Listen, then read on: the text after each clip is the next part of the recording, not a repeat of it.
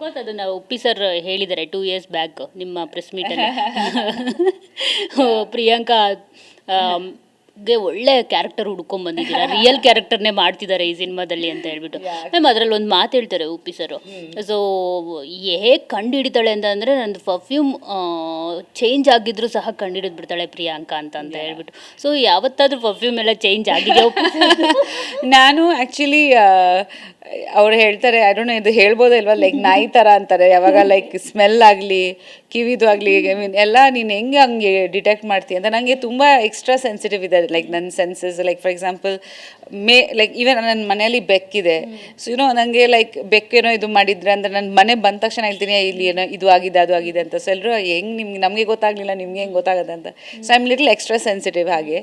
But I think ಚಿಕ್ಕ ವಯಸ್ಸಿಂದನೇ ಹಾಗೆ ಸ್ವಲ್ಪ ನನಗೆ ಎಲ್ಲ ತಿಳ್ಕೊಬೇಕು, ಎಲ್ಲ ಡೀಟೇಲಾಗಿ ತಿಳ್ಕೊಬೇಕು, ಡೀಟೇಲಾಗಿ ವರ್ಕ್ ಮಾಡಬೇಕು ಅಂತ ಒಂದು ಯಾವಾಗ ನಾನು ಹಾಗೆ ಇದ್ದೆ. But I mean it's important I feel, especially ಇವಾಗ ಆ ಟ್ಯಾಲೆಂಟ್ ತುಂಬ ಕಡೆ ಯೂಸ್ ಮಾಡಬೇಕು. ಫಾರ್ ಎಕ್ಸಾಂಪಲ್ ಇವಾಗ ನಾನು ಆಯುಷ್ ಮೂವಿಯಲ್ಲಿ ವರ್ಕ್ ಮಾಡ್ತಾ ಇದ್ದೀನಿ, ಸೊ ಅಲ್ಲಿ ಕೂಡ ಡೀಟೇಲ್ ಬೇಕಾಗತ್ತೆ. ಸೊ ಒಂದೊಂದು ಸತಿ ಅದು ಡೀಟೇಲಾಗಿ ವರ್ಕ್ ಅದು ಉಪಯೋಗಿಸಿ ಚೆನ್ನಾಗಿ ವರ್ಕ್ ಮಾಡ್ಬೋದಲ್ವಾ. ಅಫ್ಕೋರ್ಸ್ ಆ ಥರ ಇರಲೇಬೇಕು ಹೆಣ್ಮಕ್ಳು. ಸೊ ಇನ್ನು ಉಪ್ಪಿ ಸರ್ ಆ್ಯಕ್ಚುಲಿ ನಿಮ್ಮ ಪ್ರತಿಯೊಂದು ಹೆಜ್ಜೆಗೂ ಅವ್ರು ನಿಮ್ಗೆ ಸಾಥ್ ಕೊಡ್ತಾ ಬಂದಿದ್ದಾರೆ ಮ್ಯಾಮ್. ಮತ್ತು ನಿಮ್ಮನ್ನು ಹೊಗಳೋವಾಗ ಹೇಗೆ ಅನಿಸುತ್ತೆ ಉಪ್ಪಿ ಸರ್ ನಿಮ್ಮನ್ನೇ? ಅಂದರೆ ಆ್ಯಕ್ಚುಲಿ ಬೇರೆಯವ್ರು ಹೊಗಳೋದು ಓಕೆ, ಆ್ಯಸ್ ಎ ಹಸ್ಬೆಂಡ್ ಆಗಿ ನಿಮ್ಮನ್ನು ಪ್ರತಿ ಬಾರಿನೂ ಅವರು ನಿಮಗೆ ಸಪೋರ್ಟ್ ಕೊಡ್ಕೊಂಡು ಬಂದಿದ್ದಾರೆ. ಈ ರಿಯಲ್ ಅಂದರೆ ಅವರು ರಿಯಲ್ ಸ್ಟಾರ್ ಅಫ್ಕೋರ್ಸ್, ರಿಯಲ್ ಆಗಿ ಏನು ನಡೆಯುತ್ತೋ ಮನೇಲಿ ಅದನ್ನೇ ಹೇಳ್ಬಿಡ್ತಾರೆ. ಸೊ ಅದೆಲ್ಲ ಹೋಗ್ಲೋದು ಸ್ವಲ್ಪ ಕಮ್ಮಿನೇ ಅವರು. ಬಟ್ ಒಂದೊಂದು ಸತಿ ಸಪೋರ್ಟ್ ಖಂಡಿತ. ಬಿಕಾಸ್ ಯಾವಾಗ ಎಲ್ಲರೂ ಹೇಳ್ತಾರೆ ಅಲ್ವಾ, ಒಂದು ಹಸ್ಬೆಂಡು ಸಪೋರ್ಟಿವ್ ಆಗಿ ವೈಫ್ ನಿಂತ್ಕೋಬೇಕು. ಲೈಕ್ ಸಕ್ಸಸ್ಫುಲ್ ಮ್ಯಾನ್ ಹಿಂದೆ ಒಂದು ವುಮೆನ್ ಇದೆ, ಅದೇ ಸಕ್ಸಸ್ಫುಲ್ ವುಮೆನ್ ಹಿಂದೆ ಇಡೀ ಕುಟುಂಬ ಇದೆ ಅಂತ ನಾನು ಹೇಳ್ತೀನಿ. ಬಿಕಾಸ್ ಅವ್ರದ್ದು ಸಪೋರ್ಟ್ ಮದುವೆ ನಂತರ, ಅದಕ್ಕಿಂತ ಮುಂಚೆ ನನ್ನ ಅಮ್ಮದು ತುಂಬ ಸಪೋರ್ಟ್ ಇತ್ತು, ಜೊತೇಲಿ ಯಾವಾಗ ಬರ್ತಿದ್ರು. ಇವಾಗ ಮಕ್ಕಳದು ಸಪೋರ್ಟ್ ಇದೆ. ಇವಾಗ ನಾನು ಆಚೆ ಇವತ್ತು ಶೂಟಿಂಗ್ ಮಾಡಿದಾಗ ನನ್ನ ಮಗಳ ಅಡುಗೆ ಎಲ್ಲ ಮಾಡಿದ್ದಾರೆ ಬೆಳಗ್ಗೆ. ಲೈಕ್ ಸೊ ಮಕ್ಕಳದು ತುಂಬ ಸಪೋರ್ಟ್ ಇದೆ. ಅವರು ಲೈಕ್ ತುಂಬ ಅಡ್ವೈಸ್ ಕೊಡ್ತಾರೆ. ಇವಾಗ ದೊಡ್ಡವರಾಗಿದ್ದಾರಲ್ಲ, ಯಾವ ಡ್ರೆಸ್ ಹಾಕಬೇಕು ಅಥವಾ ಯಾವ ರೀತಿ ತುಂಬ ತಿಳ್ಕೊಂಡಿದ್ದಾರೆ ಅವರಿಬ್ಬರು. ಸೊ ಅದರಿಂದ ನಮಗೆ ಕೂಡ ತುಂಬ ಇನ್ಸ್ಪಿರೇಷನ್ ಸಿಗುತ್ತೆ ಇವಾಗ. ಸೊ ಖಂಡಿತ ಇಡೀ ಫ್ಯಾಮಿಲಿ ಸಪೋರ್ಟ್ ಇವೆ. ಈವನ್ ಮೈ ಅತ್ತೆ ಮಾವ ಅವರು ತುಂಬ ಕೂಡ ಸಪೋರ್ಟ್ ಮಾಡ್ತಾರೆ. ಸೊ ಅವರು ಈ ಮೂವಿ ಚೆನ್ನಾಗಿರುತ್ತೆ, ನಾವು ನೋಡಬೇಕು. ನಮ್ಮ ಮಾವಾಗೆ ಆ್ಯಕ್ಷನ್ ಅಂದರೆ ತುಂಬ ಇಷ್ಟ. ಸೊ ಅವರ ಈ ಪೊಲೀಸ್ ಪಾತ್ರ ನೋಡಬೇಕು, ನಿಮ್ಮ ಪೊಲೀಸ್ ಪಾತ್ರ ನೋಡ್ಬೇಕಂತ ಇರ್ತಾರೆ.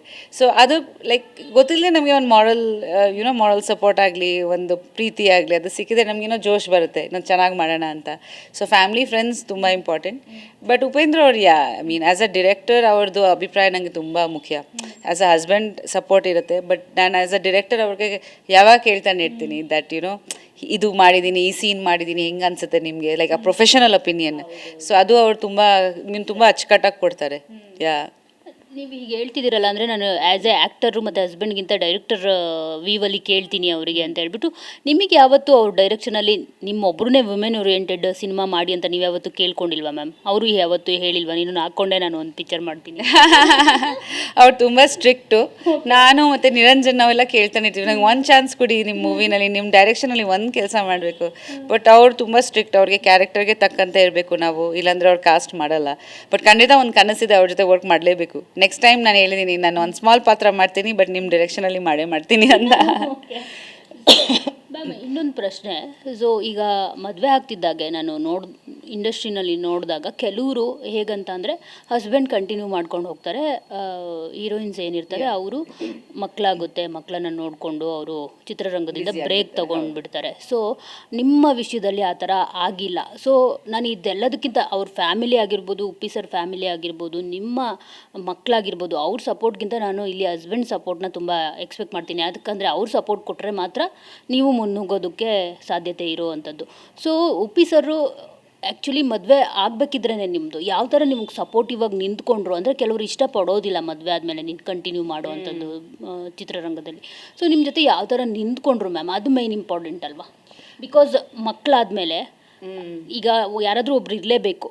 ಮಕ್ಕಳು ಸ್ಕೂಲ್ಗೆ ಹೋಗಿ ಬರೋ ಅಷ್ಟರಲ್ಲಿ ಅವರಾದರೂ ಇರಬೇಕು, ನೀವಾದರೂ ಇರಬೇಕು ಒಬ್ಬರು. ಸೊ ಅದೆಲ್ಲ ಯಾವ ಥರ ಮ್ಯಾನೇಜ್ ಮಾಡಿದ್ರು? ನೀವೇನಾದರೂ ಶೂಟಿಂಗ್ ಇದ್ದರೆ ಅವರೇನಾದರೂ ಅವತ್ತು ಶೂಟಿಂಗ್ ಬ್ರೇಕ್ ತೊಗೊಂಡು ಮನೇಲಿರೋದು, ಆ ಥರದ್ದೆಲ್ಲ ಏನಾದರೂ ಇತ್ತಾ ಅಂತ ಕಮ್ಯುನಿಕೇಷನ್? ನಿಜ ಹೇಳ್ಬೇಕಂದ್ರೆ ನಾನು ಯಾವಾಗ ಅನ್ಕೊಂಡಿರ್ಲಿಲ್ಲ ದಟ್ ನಾನು ಮೂವೀಸ್ ಮಾಡ್ತೀನಿ ಮದುವೆದ ನಂತರ.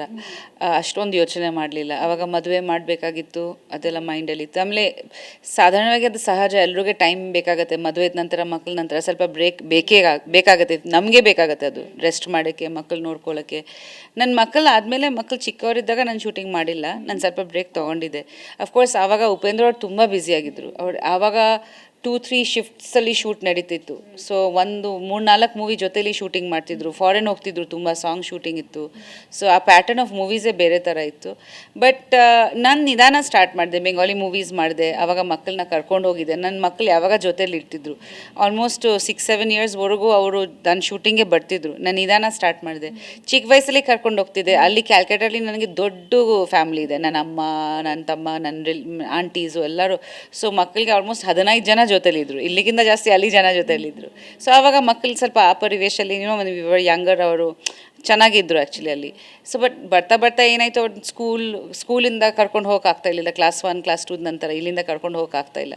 ಸೊ ಆವಾಗ ಉಪೇಂದ್ರ ಅವರೇ ಹೇಳಿದರು, ನೀನು ವರ್ಕ್ ಮಾಡಬೇಕಂದ್ರೆ ಇಲ್ಲಿ ಮಾಡು, ಬಿಕಾಸ್ ಮಕ್ಕಳಿಗೆ ನೀನು ಬಿಟ್ಬಿಟ್ಟು ಹೋಗೋಕ್ಕಾಗಲ್ಲ. ನಾನು ಹಂಗೆ ಅಂದ್ಕೊಂಡಿದ್ದೆ. ಹೌದು, ಆವಾಗ ನಾನು ಕನ್ನಡದಲ್ಲಿ ಸ್ಟಾರ್ಟ್ ಮಾಡಿದೆ. ಬಟ್ ನಾನು ನಿಧಾನ ಸ್ಟಾರ್ಟ್ ಮಾಡಿದೆ. ಲೈಕ್ TV ಶೋಸ್ ಜಡ್ಜ್ ಮಾಡ್ತಿದ್ದೆ. ಅದು 2-3 ವೀಕ್ಸ್ ವರ್ಕ್ ಇತ್ತು. ಆಮೇಲೆ ಮನೆಯಲ್ಲಿ ಇರ್ತಿದ್ದೆ. ಆಮೇಲೆ ಸ್ಟುಡಿಯೋಸ್ ಎಲ್ಲ ನಮ್ಮ ಮನೆ ಹತ್ತಿರ ಇತ್ತು, ಬನಶಂಕರಿ ಮನೆ ಹತ್ತಿರ. ಹಂಗೆ ಪ್ಲ್ಯಾನ್ ಮಾಡಿದೆ. ಆವಾಗ ಕೂಡ ಮಕ್ಕಳಿಗೆ ಅತ್ತೆ ಮಾವ ಇದ್ದರು. ನಾವು ಜಾಯಿಂಟ್ ಫ್ಯಾಮ್ಲಿಯಲ್ಲಿ. ಸೊ ನಮ್ಮ ಸಿಸ್ಟರ್ ಇನ್ ಲಾ ಅವರೆಲ್ಲ ಇದ್ದರು, ಅವ್ರ ಮಕ್ಕಳು. ಸೊ ಆ ಥರ ಪ್ಲ್ಯಾನ್ ಮಾಡಿಕೊಂಡೇ ಮಾಡಿದ್ದೀನಿ. ಬಿಕಾಸ್ ನನಗೆ ಮಕ್ಕಳ ಜೊತೆ ಟೈಮ್ ಸ್ಪೆಂಡ್ ಮಾಡೋದು ತುಂಬ ಇಂಪಾರ್ಟೆಂಟ್ ಅನಿಸುತ್ತೆ. ಆ್ಯಂಡ್ ಖಂಡಿತ ನೀವು ಹೇಳಿದಾಗೆ ಇಬ್ಬರು ಪೇರೆಂಟ್ಸ್ ಬ್ಯುಸಿಯಾಗಿದ್ದಾಗ ಅವ್ರದ್ದು ಇನ್ಸೆಕ್ಯೂರಿಟಿ ಆಗುತ್ತೆ, ಅಥವಾ ಕೆಲಸದವ್ರ ಮೇಲೆ ಬಿಟ್ಬಿಟ್ಟು ಹೋಗೋದು ನಮಗೆ ಇಷ್ಟ ಇರಲಿಲ್ಲ.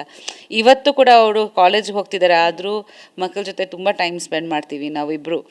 ಅವ್ರು ಎಲ್ಲಿದ್ದಾರೆ, ಅಥವಾ ಇವಾಗ ಅಫ್ಕೋರ್ಸ್ ನಾನು ಆಯುಷ್ ಶೂಟಿಂಗ್ ಹೋಗ್ತಾ ಇದ್ದೀನಿ, ಬಟ್ ಏನು ತಿಂದಿದ್ದಾರೆ ಅವರು ಕೂಡ ತಿಳ್ಕೊತಾರೆ, ನಾವು ಎಲ್ಲಿದ್ದೀವಿ, ಏನು ತಿಂದು ಆ ರಿಲೇಷನ್ಶಿಪ್ಗೆ ಆ ಕ್ವಾಲಿಟಿ ಟೈಮ್ ಬೇಕೇ ಬೇಕು.